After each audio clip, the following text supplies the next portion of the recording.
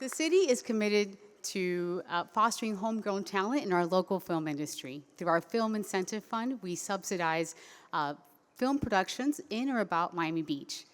In 2021, we partnered with Oolite Arts, the only local nonprofit organization with a cinematic artist residency program, on the Sustainability in Action Public Service Announcement Contest. We gave filmmakers 1 minute to convince and encourage people to live a zero-waste lifestyle. Today, we're excited to share with you our latest collaboration, Climate Commissions. Through our Film Incentive Fund, we will be commissioning 3 filmmakers to produce 12-minute films that will be shown at next year's conference. This is an amazing opportunity for us to be able to encourage filmmakers and encourage homegrown talent in the city. And now I'm going to let our friend Esther Park talk about Climate Commissions. Hello. Also, happy International Women's Day, y'all. So, to all our women, as you know, my name is Esther Park, and I'm the Vice President of Programming for Oolite Arts. And again, thank you, Lisette and the City of Miami Beach for this amazing partnership. This is, I think, our 3rd year partnering with the city to commission local filmmakers to essentially give their perspective of how to combat climate change. So we're super excited, and these 3 films will be debuting this time next year at the summit. So again, save the date, and we hope to see you next year. So thank you. Time to Act is a startup we just launched. It's very new, and we're very excited to be here and be part of this. So this may sound familiar. You know, it's all over the news. They're talking about a war. They're talking about some natural disaster, and it just makes you like physically sick. You want to do something about it, but you really don't know what to do. So you send donations, you share social media posts, and you sign petitions, and yet this is still going on in the news. Politicians can't stop talking about it, and you just exhausted all the ideas you had in how you could help. So, does it sound familiar? I mean, if it does, it is very common, because whenever an issue is so much bigger than us, we just disconnect, we feel powerless. We don't know how we can contribute, so we shut down and you disengaged. The need to protect and care for our Earth, our planet, and its beautiful green spaces and coastlines, such as Miami Beach, has become so clear in recent years that there is little anyone can say to dispute it. And climate change has become such a huge issue that, ironically, it often inspires disengagement. Yes, you know, it's strange, but it does. And it's only common because we've been doing everything we've been told in order to combat the climate crisis, and all we hear is still only getting worse. And yet, there is still so much more action to be done, and so many more people they are not being reached in a ways that inspires them to act now. I started Time to Act around 2 years ago with one single objective: to engage people in pressing issues in society, to get them engaged, keep them engaged, and get them excited to be engaged. The first issue we're working on is climate change, and I will share with you in a second the many ways we're increasing engagement in the climate movement. But first, let's focus on engagement. As a longtime producer, a CEO, a mother, I know very well what's the best way to promote engagement, and that's through technology, entertainment, and art. So we founded Time to Act based on those 3 pillars. However, based on our research, we realized that the one missing element to most people when it comes to engagement is in the area of education. We often, we all have an idea what climate change is, but what we lack is the information and education on how we can actually step in and create change. How can we sustainably protect our planet and combat the climate crisis? And only the ones who know can actually create change, make a difference. So with this, we created our first project called Climate Dreams Box, and Climate Dreams Story Filters. So it's a collection of filters on Instagram, and our installation called Climate Dreams Box is a way to attract as many people as possible to the climate movement, invite them to share their dreams for the Earth in a way that's relevant to them. So they basically record videos. They are going to be sent to them. They share on social media channels. And we have like different emergency climate scenarios for them to choose from. And we also send them solutions, how they can contribute with the environment. And we're also working in many different ways how to incorporate technology in social media channels in order to spread climate education to as many people as possible. In short, we plan to make you excited about new ways in how to look at the climate crisis and how you too can be part of the solution in new, fun, in fresh ways. So Time to Act is looking for new locations to install as many Climate Dreams boxes as possible. And we're also looking for funding and investment to continue spreading our mission globally. And last, new places so we can share our talks and our new ideas. I hope I've made you excited to engage with us. And again, thank you so much for the opportunity to be here today. Thank you. Hello, good afternoon. Good day. Thank you. So before we start giving you some news about the Reef Line, I'd like to play a little video because I realize that a lot of people that have come to visit us today are not familiar with our project. So we're going to play a short video and then we'll give you some fun updates. Go ahead, team. The Reef Line is using the power of art to bring people together to solve the climate emergency we're living in right now. We can't wait for reefs to die to wonder where our fish are going to go. Coral reefs are like the cities of the ocean. They're thriving ecosystems that support biodiversity, and it's critical to make structure that mimics natural reefs to go beyond restoration and actually regenerate our ecosystems. The Reef Line is a series of underwater sculptures that are artificial reefs and perform as marine sanctuaries. I've always seen arts and culture as the allies of any interesting human movement. So the origin of the Reef Line is science, but we're using art to tell a more compelling story. Miami Beach in South Florida is totally man-made, dredged land. We stopped a lot of the watersheds, we smothered a lot of the reefs. So I think it's really important to build back and to allow nature to have a structure that it can thrive on. The great thing about this project is we're collaborating with a lot of different scientists and experts in oceanography, coastal engineering, as well as ecology and biology to really contribute to a more scientifically sound site. It's really hard to get an artificial reef permitted. And so we've been working with the Reef Line to design project-specific criteria, not only to meet these regulations, but to go above and beyond so that we are enhancing the aquatic environment and not impacting it. I grew up going to South Beach, south of 5th. In my early 20s, they deployed a concrete tiki bar that's called the Jose Cuervo Reef. And over the years, I've seen them become marine habitats and propagate lots of corals naturally. So it's kind of a proof of concept and an inspiration for what the Reef Line can be. We have the tools in our hands to make the changes. It's just that we are not making them at the pace we need and people are not engaged. The ocean's out of sight, out of mind for many people, and we need to change that narrative and make it personal. And art has the ability to do that. Einstein said it, like before being a scientist, you have to be an artist. So using the tech of science with the creativity of art, I think it's a pretty unbeatable formula. I don't believe there's any greater purpose than serving nature. It's a blessing to actually be able to be working in a project like this with so many amazing people. This is a place so dear to my heart, and really it's the canary in the coal mine of climate change. And I would like to be part of the solution of how Miami Beach can stay here a bit longer, because I love it.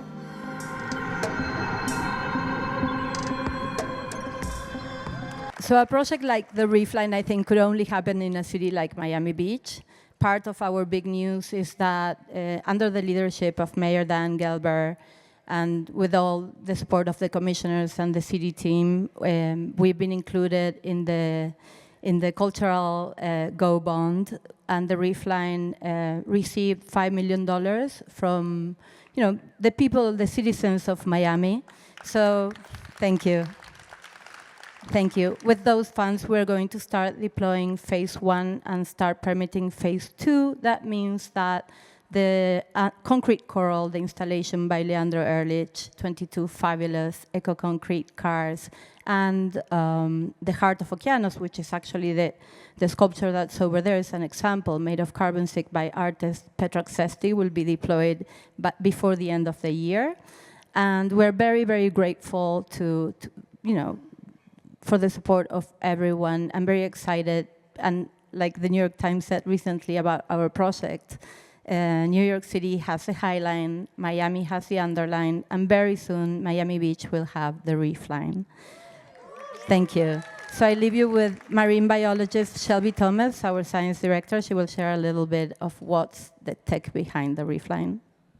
So we're so incredibly excited about this project, and partnered with the Ocean Rescue Alliance, we designed artificial infrastructure to mimic natural reef geology and serve the ocean. So we're excited to be working with Reefline and really using Reefline as a model to use the greatest and latest technology and materials to be an innovation hub. We're at ground zero here in Miami for climate change, and we want to be a model with the Reef Line as an example of how to fight and restore our marine environments. And some structures like you see behind us are natural reef mimicking structures that we plan to surround the artificial artistic structures to create marine habitat and aid in coral restoration here in South Florida.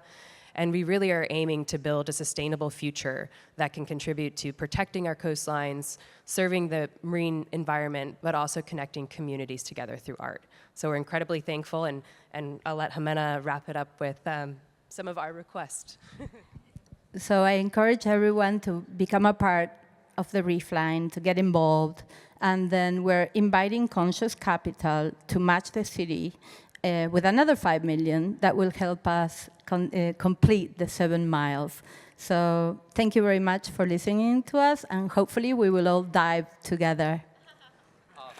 Nice to meet everybody. As some of you know, I'm Anya. I'm the founder of Kind Designs. A little bit about me is I'm originally from Ukraine. I grew up in Israel, and I got the opportunity to come to this country when I was in high school with my family, who is all here today. So I got a little bit of a late start learning English and assimilating into the culture, but I have always had such a fire not wanting to squander the opportunity of being here. And so with that in mind, I started by going to law school, and that's how I ended up in Miami, because I got a scholarship to UM. So like a good immigrant child, I went to law school, I graduated, I started prosecuting human trafficking cases in the city. And then 2 years ago, it came to a point where I felt like I was able to check this box off. I completed the American dream for my parents, and I could think about what I want to do next for myself. And again, not wanting to waste a minute of the opportunity we have being American, I knew that whatever I did had to have huge scale, and it had to have huge impact. And as I'm thinking about what this will be and living in Miami, something that became very obvious to me, and is obvious to many people visiting and living here, is that this city has a huge problem with rising sea levels. And when I looked into the space, I saw that there has literally never been any innovation in the space. The same seawall that we built 100 years ago is exactly the same conventional toxic seawall that we're putting in the water today. So although at the time I didn't have construction experience or tech experience, I was so excited about finding a solution for the city that I was able to put together the team who did have all of these missing pieces. And together we came up with a solution, which is 3D printed living seawalls. And what's special about these seawalls is, number one, they're structural, so they protect us from flooding, they protect us from storm surges, but they're also ecological.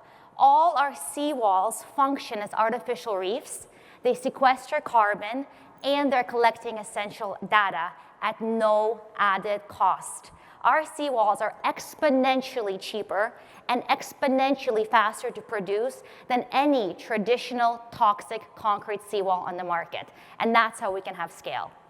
And so 1 year ago, I shared this vision, and I want today to tell you very quickly just the biggest learning I had this year and give you a quick update. So the learning I want to share with you, especially with the founders and the students that are here, which is so cool to see students being excited about climate. what I want to share is the power of finding champions. And champions are people who believe in you, they believe in your idea, they're not there for financial benefits, they are there to do everything they can to make you succeed. And I was so lucky in the past year to have found 3 such champions. Tim, Richard, and Pierre, who have been like my greatest wingmen of the year. Pierre, he's a big champion of all female founders, and he showed up to our first meeting literally with a suitcase full of business cards, and not like a cute carry-on, a Rimowa trunk. And for 12 hours, for 2 days, we shamelessly emailed everyone he knew in the world who might be interested in investing in us, and some did. And the second, we have Richard Kaufman in New York, and Richard is like the czar of energy in New York, very respected. It's like having this powerful uncle all of a sudden. And he literally opened the door to every important climate tech, and every investor in New York City for us. And I'm actually have to be very careful in sharing any bad news with Richard about these investors, because he will march over there and he will like put their feet to the fire. It's like telling your dad a boy was mean to you in high school. Things escalate quickly. And finally, we have our champion, Tim, in Miami. And Tim is part of the biggest coastal engineering company in Florida. And he introduced us to all our clients, which I will share with you. He got us our warehouse rent-free, and he helped us meet all the resiliency officers. And Tim shows up to every meeting on a bicycle. So I have this really weird fantasy of taking Kind Designs to the moon and then surprising Tim with a red Ferrari. And I don't know if you'll ever drive it, but it's like this weird North Star that's been driving me to succeed and surprise Tim. And the power of these champions has been to give me confidence, but also put pressure on me to make them see that I was worth championing. This idea was worth championing, and I will make them proud. I will make them right. I will get Tim that Ferrari. And so as by way of quick update is that now, thanks to those champions and thanks to you, we are here now. We have $4 million in orders. We have an amazing warehouse, which is ideal for us, and we have really great strategic investors. And that would not have been possible without our champions and without Aspen, who gave us this platform a year ago to share when this was just a crazy idea that a lot of people specifically told us could not be done, and it was, and it really was the beginning of something beautiful. And I can't wait to come back next year, because I know we will have so much progress, and we'll be able to share that we have had so much impact at that point, not just in Miami, but in all coastal communities in the world who need this technology. So thank you for your support. I'm already fired up about these entrepreneurs that are coming up after hearing those 3. And by the way, I also am an immigrant, and I went to law school, and then I started a private equity firm, so that we have something big in common. Okay, this is what we're gonna do. We're gonna listen to 5 great entrepreneurs that have climate solutions, really, really important ones, and we're just then gonna have a conversation with them. By the way, welcome. I'm looking forward to yours as well. I wanted to say a couple things about entrepreneurship, and thank you for mentioning the Bravo Family Foundation. One of our big programs in Puerto Rico is called the Rising Entrepreneurs Program, where every year we back roughly 20 entrepreneurs with their startups to build a business. We have over 50 businesses now that we've launched. And it is just an awesome, awesome creative process. It allows you to be your own artist. And I'm inspired that I see all the students here. Being an entrepreneur is just a beautiful thing. You get to solve a problem that is so important to you. And you get to do it with ethics and in your own way, with support from other people. And you go on this incredible journey. So I highly, highly recommend it and taking that risk, because once again, it solves today's problems. And most of those problems are also solved by young people in the world. So it's really, really nice that you're all here. Now, before we get started, what I'm gonna do is I'm gonna go down, I'll make each introduction, but this is really about the entrepreneurs. But for the entrepreneurs, I wanna say relax. You're all gonna crush it. You have different levels of experience, but just go for it. I'm gonna be really friendly when I ask you questions. And then for the audience, it's really easy. Remember, these are startups. It's really easy tell why things won't work in a company that's just getting started. So I want you all to have a lot of fun by really opening your minds and saying, no, this will work for these reasons. Or if they would do this, maybe that could help. Of course, the ultimate goal here is to also have these entrepreneurs not only have access to some of you, but if any of you have money, you should have a meeting with them. Maybe give them your ideas, and maybe somebody will get funded as well. Hello, everyone. I am Paulina Zanella. I am the COO and co-founder of Talaso. And I always like to start this speech by sharing that I was born in Mexico. And as a Mexican, I was very, very lucky because I had the opportunity to experience the ocean for the first time in my life in a beach that looked exactly like this. And this is, of course, why I fell in love with the ocean. Who wouldn't?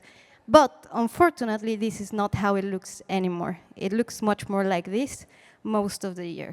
And this is what inspired us to create Talaso, this Mexican-Norwegian cooperation with a circular blue economy approach. And our main objective is to collect this invasive seaweed, sargasso, which is threatening the Caribbean, Mexico, United States, and West Africa. So we're turning this problem into an opportunity through autonomous harvesting vessels that can be remotely controlled from the beach or, in fact, anywhere in the world, and a network of microbiorefineries that can transform the seaweed into high-value ingredients that can improve our planet's health. So let's talk about the problem. Climate change caused this unprecedented blooming of sargasso. The calculation is there are 20 million tons of this seaweed drifting around the Atlantic and the Caribbean. And the problem is when it lands by the beach and it starts decomposing, it threatens the economies, the livelihoods, and the ecosystem of the affected communities. But we do believe it comes with a great, great opportunity. So we are developing this unique and revolutionary concept, an autonomous harvesting vessel that can be remotely controlled, as I mentioned before, making sure to deliver a technology that is scalable, environmentally friendly, harmless to the marine life, but can take on the necessary capacity. And we have tested this microbiorefinery where we can extract high-value ingredients for pharma, cosmetic, food industry, agriculture, and now also bioplastics. So very exciting. Here you can see how it looks, this on-site processing facility in a Caribbean context, and with other seaweed farms that we're working in Norway as well. And we have a global and diverse team, which we're very proud of. We have the #1 researcher in sargassum from Barbados. We have an ocean and blue tech leader from Miami, who's, thank you for letting us be here, and some economists, experts in marine robotics, and so on. But I think the most important thing is we're all passionate and dedicated to the blue economy. Our target market begins in the Caribbean, Mexico, and United States with the opportunity to expand to West Africa. Hotel owners, ports, marinas, and governments are all suffering from this sargasso invasion and have the need for solutions. But as well, there are biorefineries worldwide with the need of biomass. We have had great traction from the beginning. Currently, we have LOIs in place with UNOPS in Antigua y Barbuda, with the government of Barbados, just signing one with Grupo Punta Cana. And we also have all these exciting international partnerships. And about the business model, so we have this circular complementary business model. On one hand, we charge for the cleaning of the beach. So we charge per linear meter of beach clean per day. This has been done with yearly contract basis. And on the other hand, we trade and transform this seaweed into these high-value ingredients. Sargasso is very valuable, and its end products are many. We're currently focusing on 3 of them. One of them is fucoidan, with high demand in pharma and cosmetic industry. Then alginate to produce biopolymers or bioplastics. It's also highly used in fashion industry, in food industry. And then to make it completely circular, we make biofertilizer. Join us to improve the livelihoods and ecosystem of the affected countries while triggering a new sustainable economy for coastal communities and helping governments achieve their sustainable development goals. And please feel free to reach out at Talaso.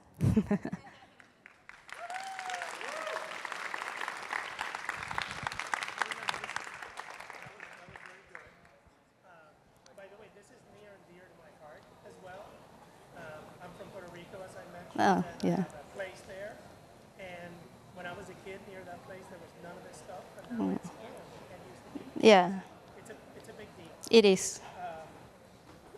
First, let's get something out of the way.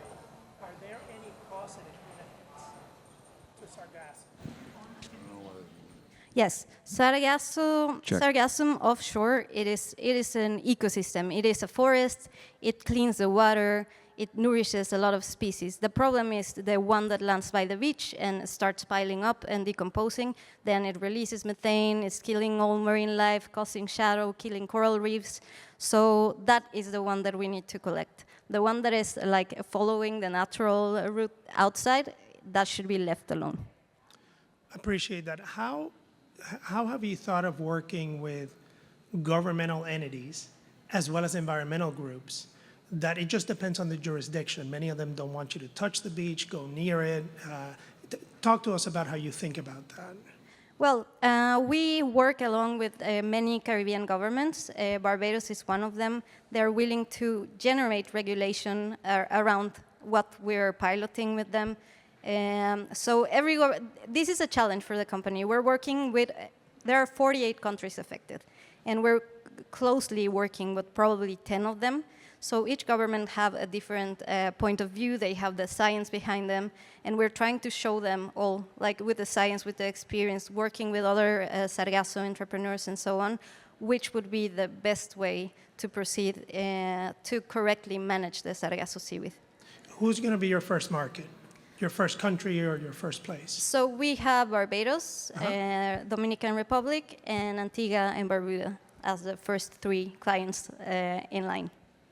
And talk to us about how you're going to make money.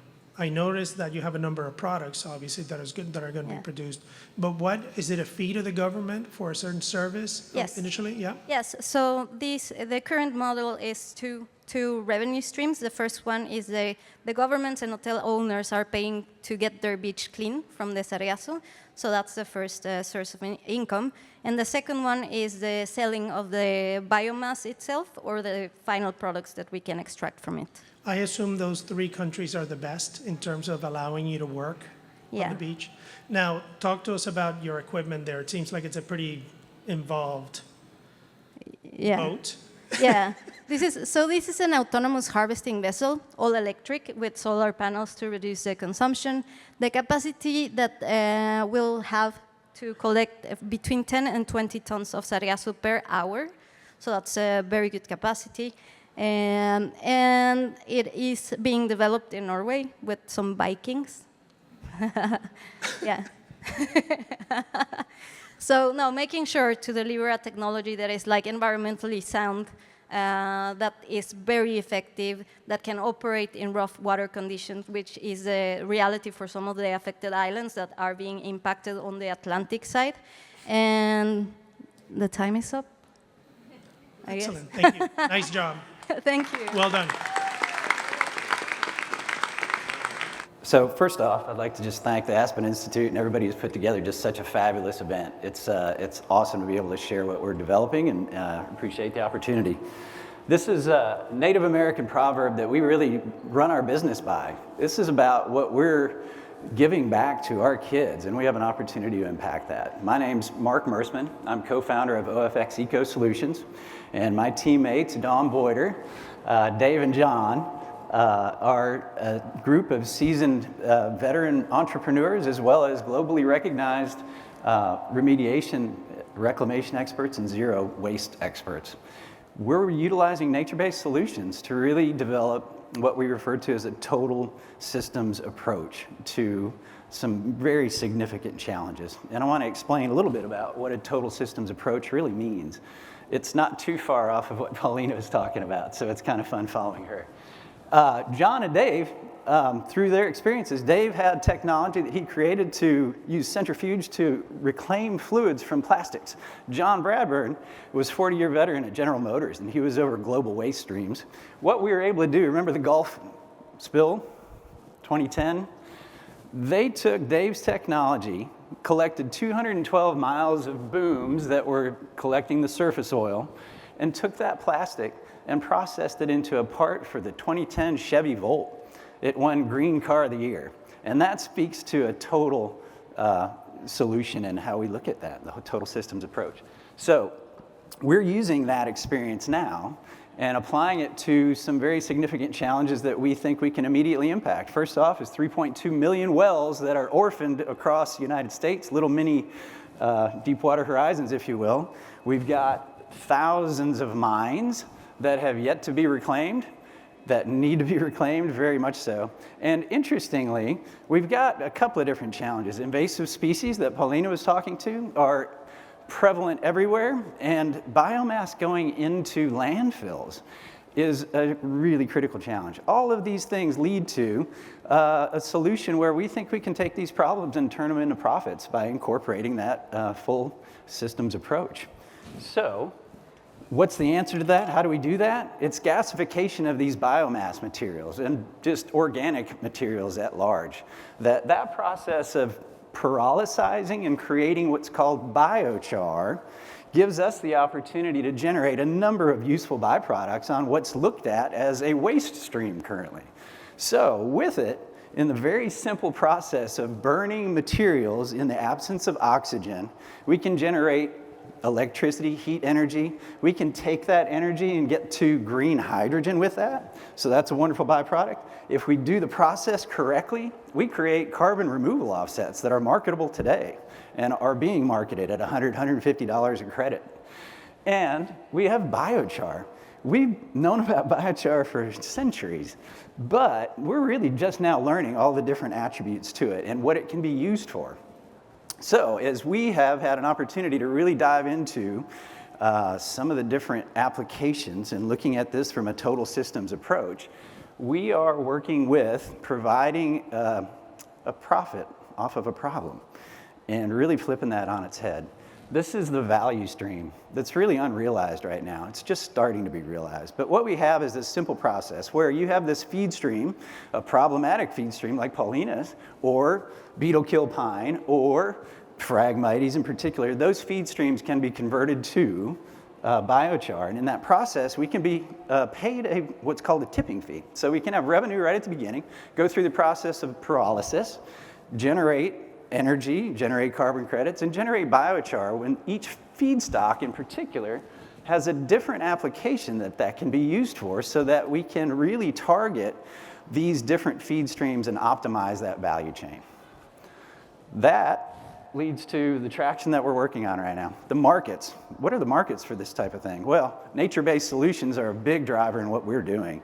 That market's receiving an awful lot of attention, a lot of capital. We've got the Infrastructure Act, we have the Inflation Reduction Act, and we have the carbon markets that are all driving this opportunity to help subsidize these efforts. With that, the traction that we've picked up, we've been working with a multinational and a really challenging feed stream that would convert them from $1.5 million in expenses every year and how they disposition it and flip it on its head and make $1.5 million. That's one example. Walking through a specific scenario, we can take that material and just add so much value throughout that whole chain. Runoff and filtration systems, phosphorus, nitrogen, huge problems in ag. We've got great relationships in agriculture. We have 30,000 acres in relationships in the U.S. Fish and Wildlife where we're developing pilots to look at a filtration system to capture that runoff. Phosphorus is huge. If we can get that out of the water system, we're going to help with algae blooms. We're going to help with all kinds of other ancillary problems that come with that. As a team, we've got a collective 100 years experience in addressing some really interesting, challenging problems.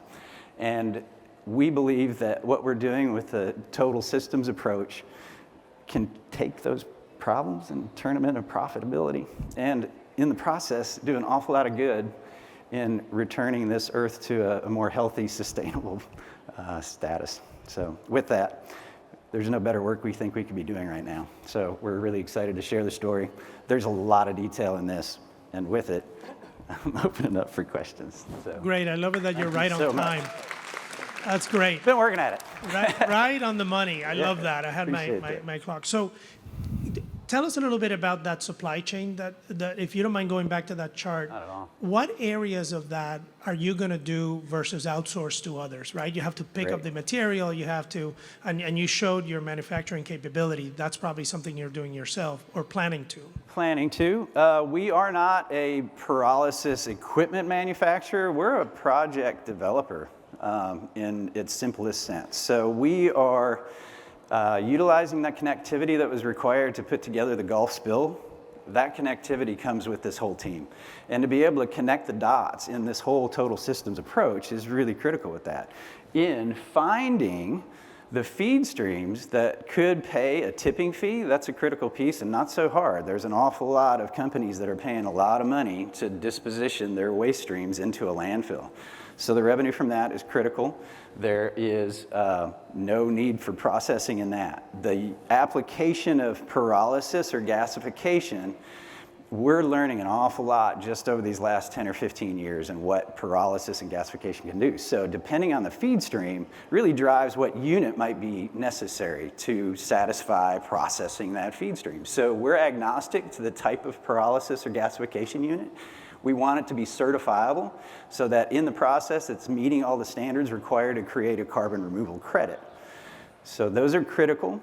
There are challenges with some invasive species like Phragmites where you don't want to be transporting that. So we're looking at how do we build a portable unit that could be certifiable. That's in the works. There's a lot of companies working on that. I could go on a lot on this, but with that, it's an outsourcing to a big degree. It is providing those solutions, and when we outsource, we're just outsourcing on the technology. We typically want to be a joint venture partner in that so that we own those carbon credits and can utilize them. A big part of what started all this is we're focused in the oil and gas industry. Biochar is a fabulous remediator. So we're taking these feed streams, converting them to biochar, and applying that biochar to remediate the surface areas of these orphan wells or mines. So there is the full system right there, and all throughout that, depending on the situation, is really what drives the revenues to us. So you're a big, can I think about you as a big project manager Yeah. throughout this whole value chain in that complexity so that you monetize that ultimately through the value of carbon credits at the And the sale of the biochar. and the sale of the biochar And the sold tipping independently fees, potentially. for other people to do what you could do throughout the supply chain. That's right. We're building distribution. We've got an oil and gas company that we're working with right now to take that offtake. Yeah. Can you talk to the audience for a minute on carbon credits? What do they go for now? What do they trade for as a unit? And how stable is your opinion that they're going to be? Stable. So in the voluntary credit markets, that's a real critical distinction. There's governmental mandated type carbon credits that are a function of a tax incentive. Voluntary markets are where we're focused on. Biochar and pyrolysis units is qualified on 3 different platforms. They are considered what's referred to as a carbon removal credit versus a carbon avoidance credit. An avoidance credit is, hey, we're going and plugging a well that's emitting methane right now. They're developing methodologies to monetize that emission rate. Well, that's an avoidance credit. That market is typically from, if we're sending a stove to Africa, maybe $2 or $3 per ton of avoided carbon dioxide emitted. A removal credit is carbon sequestration units on the large scale, but it's also a tree. And a tree turned into biochar locks that emission in place. So we have that carbon that's solid, and it's categorized as a removal credit because we have taken oxygen or CO2 out of the air, and we've locked it into that material. So that market currently in the European markets is driving somewhere in the order of $100, $150 a ton. There's been acquisitions that were $400 a ton. And what we're looking at is how do we attribute the different things having a total systems approach that create all the UN SDGs or ESG type deliverables. What's the value of that? Well, we haven't really been able to figure that out yet. We were in a roundtable yesterday. It was fabulous to talk about, what's that worth? How do you stack those intangible values to not only the biochar, but also the carbon credits so that you really can have a very attractive ROI? Yeah. You bet. Thanks, everybody. My name is Ge-Qing Zhao. As Orlando just mentioned, I'm also a professor. So the topic today would be decompanization of marine shipping by cold-flow rigid wind cells. So our company name is Co-Flow Jet Lift. We have a booth right behind, or you are all welcome to stop by. Oh. So why matters? Decarbonization of marine shipping is actually a very, very important. It's a necessity for global economy and our life. 90% of the goods in the world is shipped by marine transportation. This is marine shipping traffic lines by Google Map. You can see how many thin lines of the shipping lines. Just to give you one example, we all enjoy this marine shipping, in particular for globalization, because we make things a different place. Just give you a conception, the pollution, just one of the largest ship, the annual emission is equal to 50 million cars. I'm not discouraging Elon Musk, but all his next 20 years cars will be just wiped out by one ship. We will welcome Elon Musk to join us. So what's the problems of the current technology? Well, in the old time, we already using those soft wing cells right from Europe to America. But they are not powerful enough to drive today's modern heavy ships. So people using rigid wing cells. For example, spinning cylinder is one of the most used today, but the problem is that it is high energy consumption. Also, it's complicated. Just think about rotating a large cylinder. It's not easy. It's not trivial. And the RPMs in the order of 250 RPM, the diameter is 3 to 5 meters and 30 meter long, high. So it's not easy. The other technology is a turbo cell, which uses cylinder. The advantage is they don't need to rotate, but they have to suck air from this hose, from the cylinder, and again, very time consuming. The third is just using aircraft wings, like aircraft, but overall the lift coefficient is small. It's not enough. So overall, current technology just does not have a high propulsive power from wing. So our solution is co-flow jet cylinder. Again, it's also cylinder, but we don't need to rotate. What we do is suck in, let's say the air is coming from the side, we suck in air at the 4 o'clock position, pressurize, and eject at the 12 o'clock position. So this generates very high lift without spinning. This technology is funded by DARPA, NASA, NSF, all the agencies for aviation. We want to fly on Mars, actually. So here, just to give you an example that the baseline maximum lift coefficient is about 1.4. We get about 9, and the baseline has a positive drag. We got a negative drag. Negative drag means thrust. So it's based on 20 years of research. Already have 17 patents issued. We just think it's time now to push this to the market to help decarbonize the whole things. So here's the comparison of our co-flow jet cylinder and the spinning cylinders. So you can see that our net propulsive coefficient is about 19. This one is only 7. This is the other scenario, just thinking a cargo ship traveling at the 13 knots. And our propulsive power would be 3.41 kilowatts per meter square, which would be about 160% higher than flattened rotor. That's the spinning cylinder, 170% higher than turbo cell, and more than 500% higher than the wings.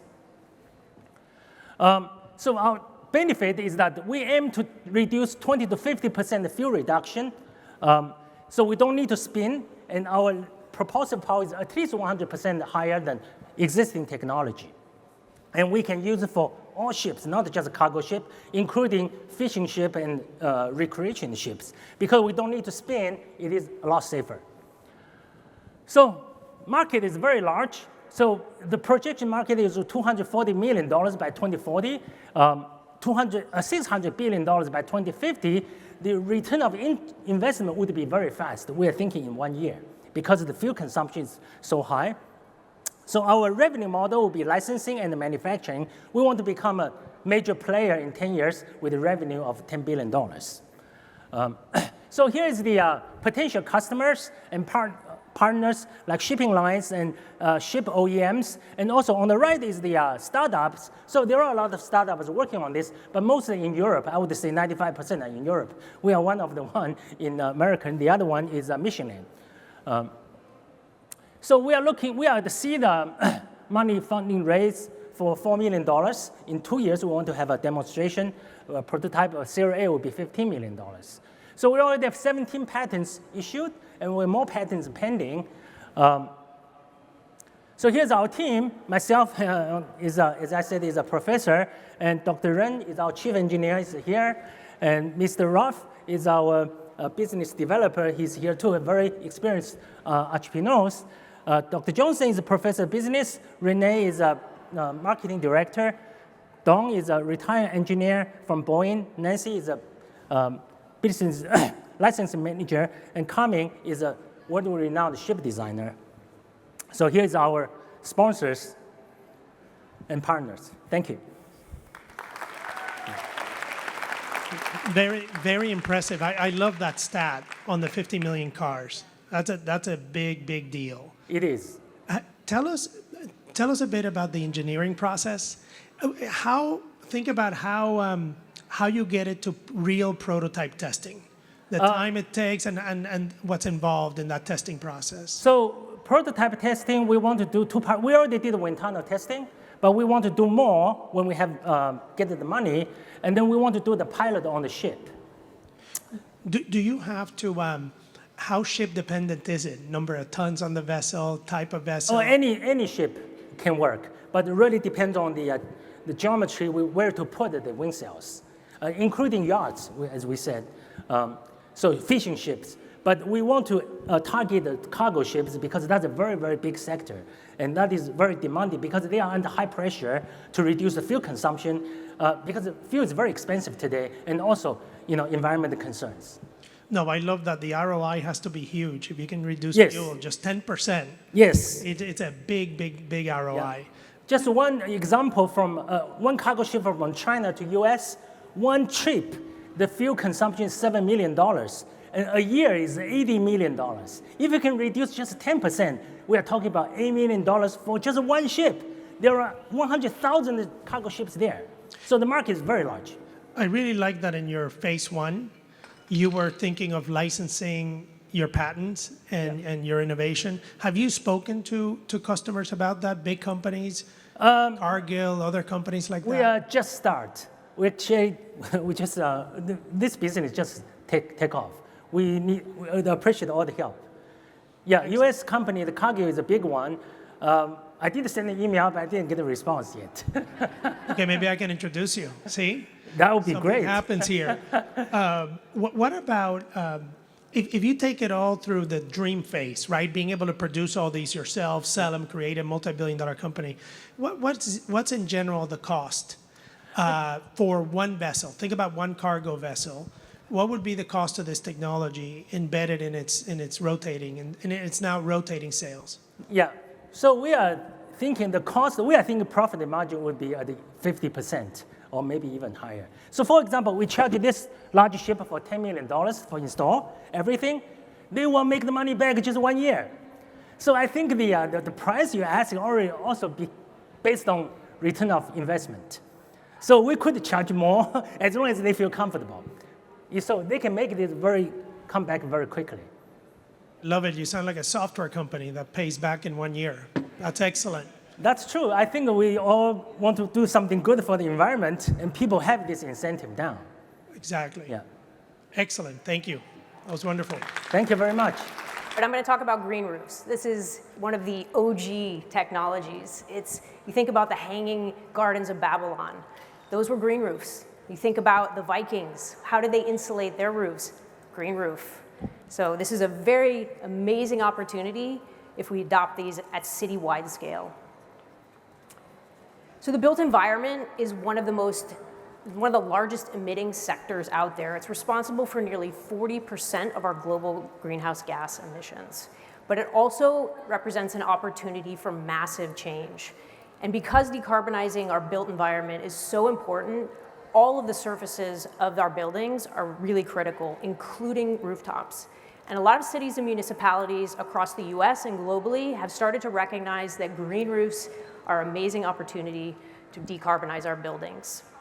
Policy changes are sweeping the US. There are over 60 cities that are now mandating decarbonization of our buildings, and many of them include green roof or solar on new commercial construction and new multifamily developments.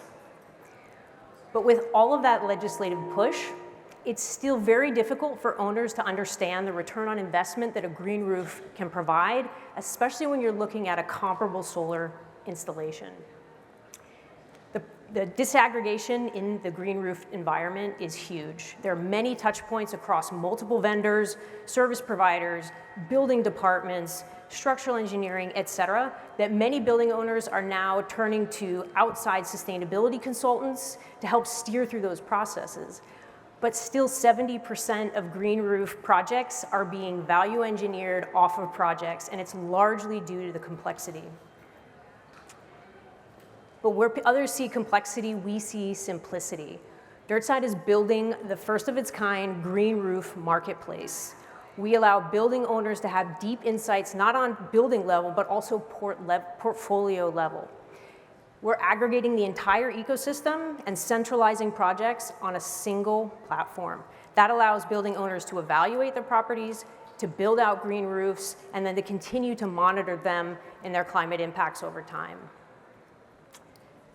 How do we do this? We look at our building profile. Our technology is able to look at any building, and we're able to identify and then rank a property for its green roof viability. By doing that, we can access multiple data points. We can give property owners specific analysis on where to start building, and we look at a whole host of information. We use satellite data to identify these buildings. We give a custom green score for every building, and that process looks like how much area do we have on the roof? What is the height of the building? What's the construction type? And then we do a host of analyses on that and give some information for the property owner to make that best choice.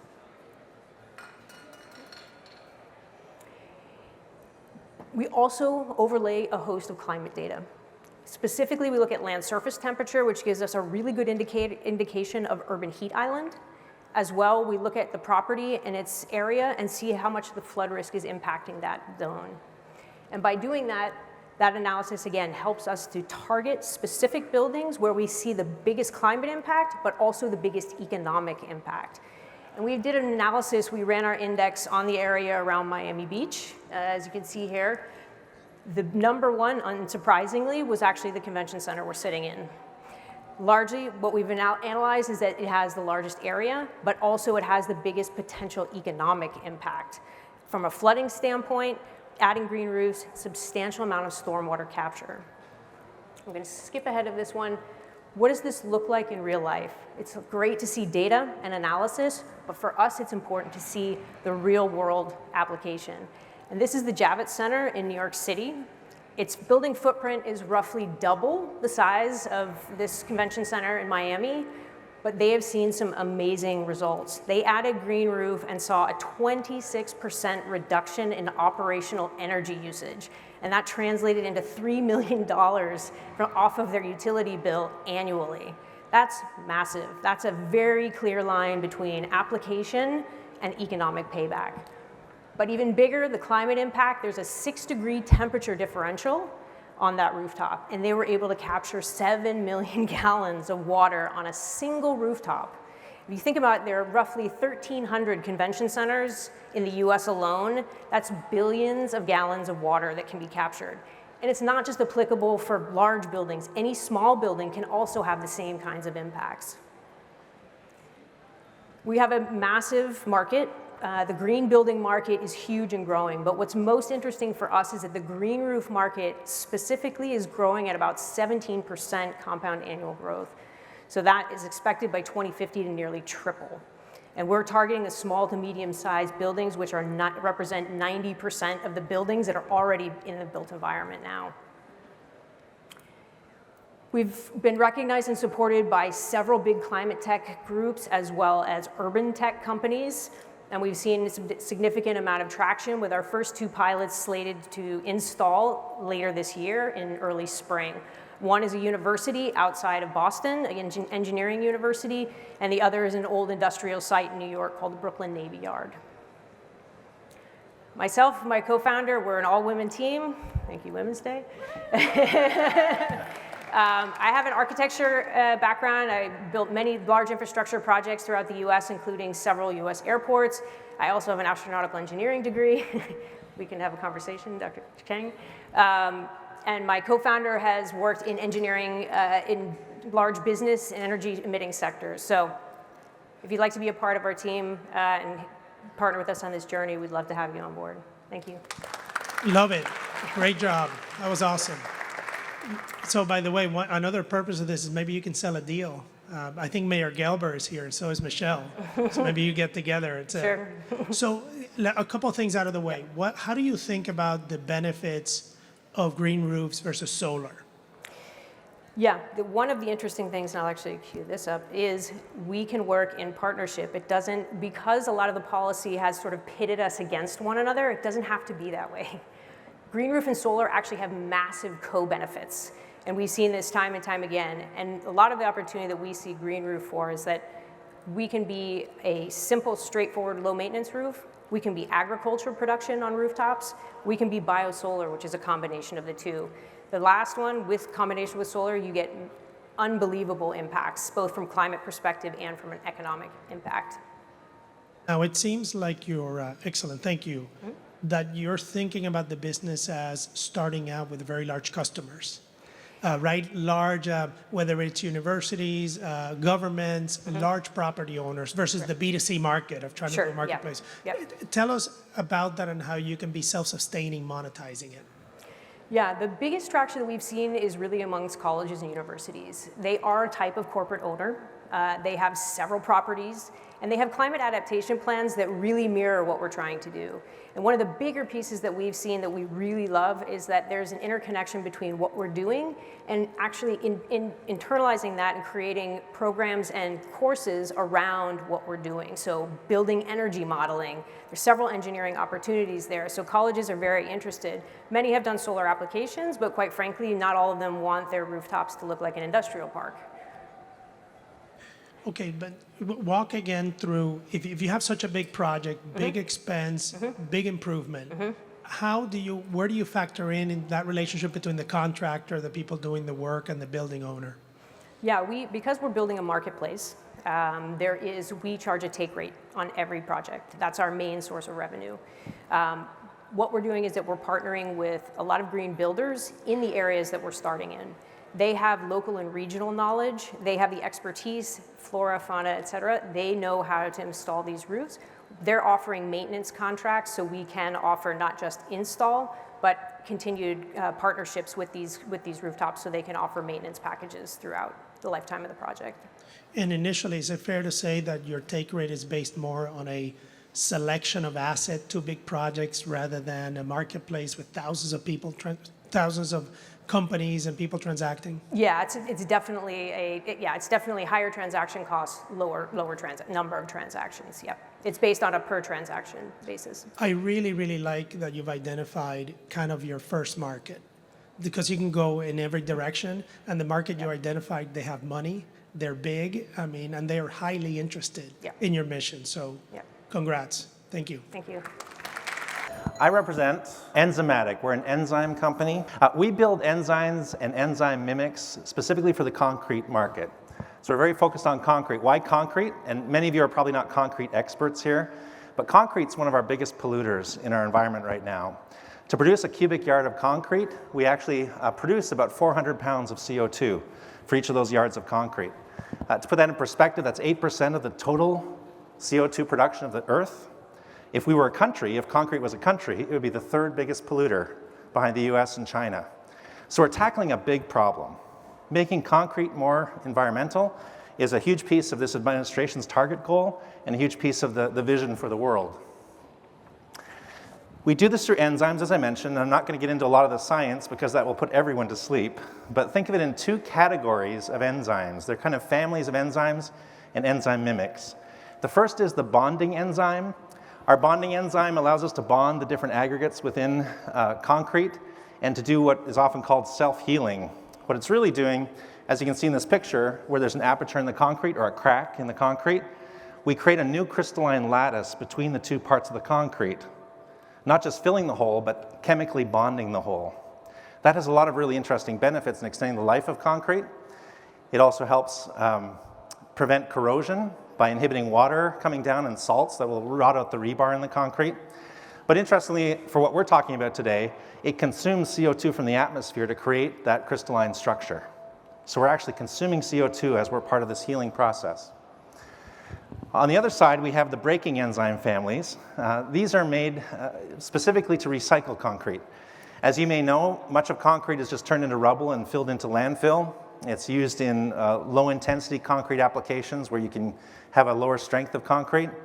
So we recycle concrete by crushing that rubble, putting it into centrifugal vats, dropping our solution in, and breaking down those CSH bonds to return it to virgin material, sand and aggregate. That's something no one else does. So our bonding enzyme families and our breaking enzyme families produce a tremendous amount of benefit in the working of concrete on both ends of the cycle. We have 3 patents granted and 5 pending throughout this process. Lots of papers published, and so you can look us up and understand more of the science if you'd like to know more. But in the time we have, let's just talk about the impacts. The bonding concrete, the bonding agent in our enzyme allows us to prevent corrosion. Today, calcium nitrate is used by most of the states that mandate some corrosion inhibitor. I'm from New York, and in New York, it's mandatory to put calcium nitrate in. It costs about $25 per yard to put that in. It affects the plasticity of the concrete, and it only does about half as good a job as our enzyme does. So we're cheaper, we're better, and we're pulling CO2 out of the atmosphere. So I'm spending a lot of time with politicians in New York personally, trying to tip over that legislation and make us the standard for corrosion inhibition. We fill cracks. Today, the common solution for that is epoxy, and putting epoxy into cracks, putting surface coatings on.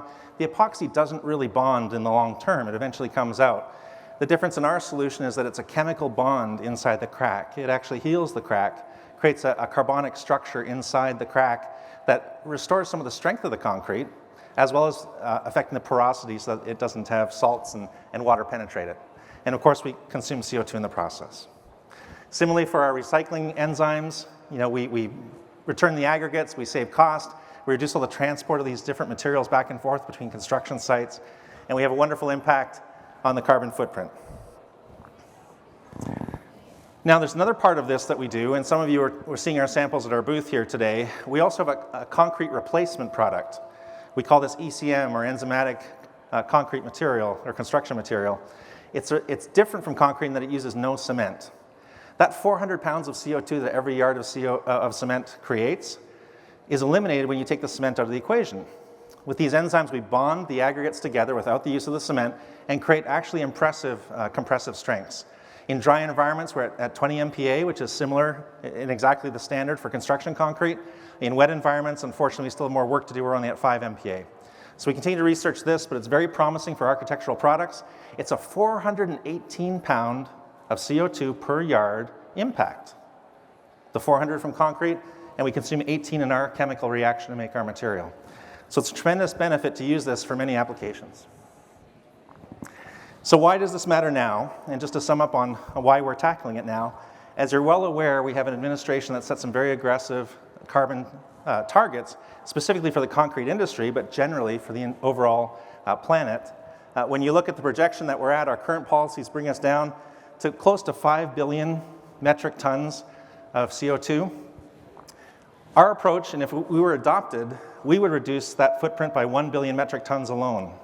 We can be a big part of the solution.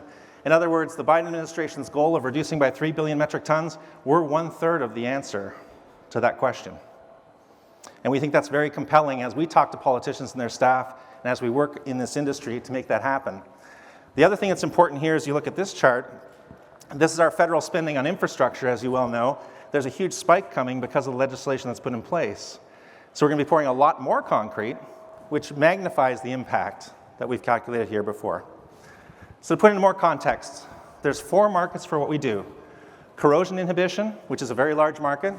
Concrete repair, which is a very large market. Enzymatic construction material, which is a concrete alternative architectural products and structural, and the recycling. Together, a $20 billion annual SAM, a large, large TAM. If we just achieve 10% adoption of our solution, as we say here on the left, we would reduce CO2 by 5 times the total output of the state of Florida.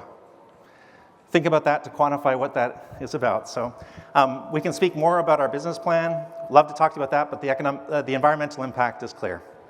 Questions? This is awesome as well. Congrats. Thank you. Really well done. And I understand that you have a group of very impressive researchers, university researchers, Yes. that have come up with this. We won't talk about them, but they're wonderful. Yes. Excellent. How, so in terms of bringing this to market, Yes. your customer is the general contractor? Well, there are 4. Or is it replacing it at the way earlier in the supply chain with subs and cement companies? Yeah, it depends a little bit on which market we're talking about. As you saw in the previous slide, there's 4 different, really different businesses that are within our umbrella. But yeah, the biggest part, the ready-mix market, is the largest part of the market. So those ready-mix contractors, the suppliers, are the ones who would add us as an additive in existing concrete. That'd be the one of the markets. How far have you gone in terms of talking to those big, cement contractors? Yep. Yeah, go for it. We have 3 lighthouse customers. We have one, the very largest in the state of Nevada, is one of our core customers. We've done some test pours there. We've also worked with one of the largest precast manufacturers in New York, where I'm from, and we started to do some experimentation and done some pours there. And the third we have is a building company, what we call an applications customer, and we've done some test pours with them as well. Ancillary with the government, we've done some work with the government. We did our first pour of concrete, of our special concrete, at Tyndall Air Force Base right here in the state of Florida. So we have some existing infrastructure right here in this state.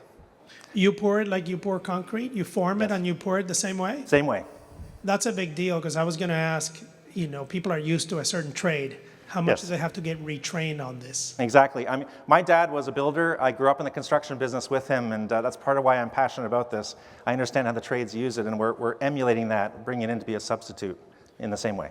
You price it similar, or you will price it similar to concrete? And again, there's some differences here, so it's hard to talk about the complexity, but taking calcium nitrate, for instance, which is the big substitute in California, New York, and some of the other states, calcium nitrate is about $25 a yard. We would be about $12 a yard for our additive.